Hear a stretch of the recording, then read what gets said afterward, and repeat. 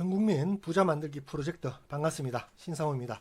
오늘은 중국 제로 코로나 완화에 대한 탐방 속보를 전해드리도록 하겠습니다. 지금부터 중국 제로 코로나 완화와 한국 경제에 대해 한번 알아보도록 하겠습니다.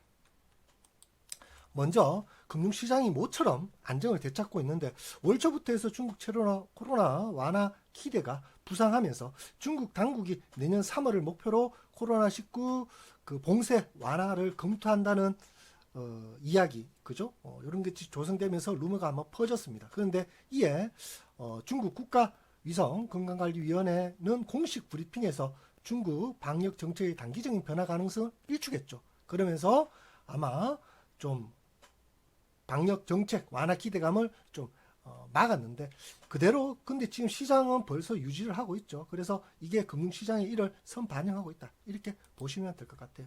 그리고 중국 제로 코로나 완화 기대 배경엔 중국 경제 상황이 자리 말해주고 있는데요. 매년 3월 양회에서 거시경제 기조와 목표를 아마 설정하는데 정부가 높아진 경제 하방 압력에 대응해서 안정을 최우선하는 기조를 정했죠. 그래서 여기에 구체적인 거시경제 목표로는 GDP 성장률 5.5%, 또 소비자 물가지수를 상승률 3.0%, 또 도시 조사 실업률이 5.5% 이내로 제시하는 그런 모습을 보여주고 있습니다. 그만큼 지금 많이 시장에서 이야기를 하고 있고, 문제는 이 수출 지표인데 3분기 저점으로 해서 악화되고 있죠. 지금 7월까지 해서 전년 대비해서 두 자릿수 증가세를 이어가던 수출이 10월부터 아마 2020년 5월 이후로 처음으로 감소하면서 여기에 또 고용지표까지 악화되면서 이런 점은 한번 봐야 되겠죠. 또한 아마 제로 코로나 폐지로 인한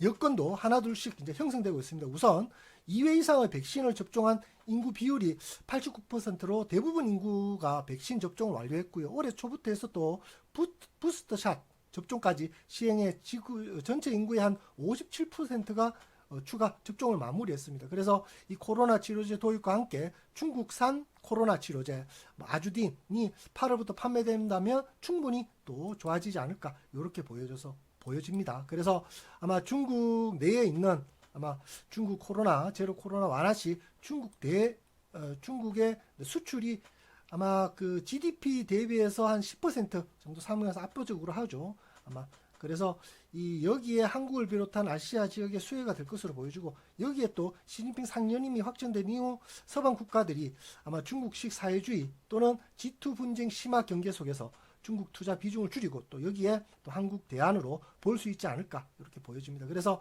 아마 한국 대중국 수출 대부분을 중국 내수와 연관되어서 아마 하다 보니까 아마 대중국 수출 수요 비중이 높은 IT 또는 뭐 전자제품, 화학, 가구, 비금속, 기계 이런 것들 관심을 가져야 되지 않을까 이렇게 보여줘요. 그래서 중국 수요가 회복될 경우 상기 품목에 대해서는 수출 회복이 된다 이렇게 보시면 될 것 같아요. 자, 여기까지 주기 지킴이였습니다.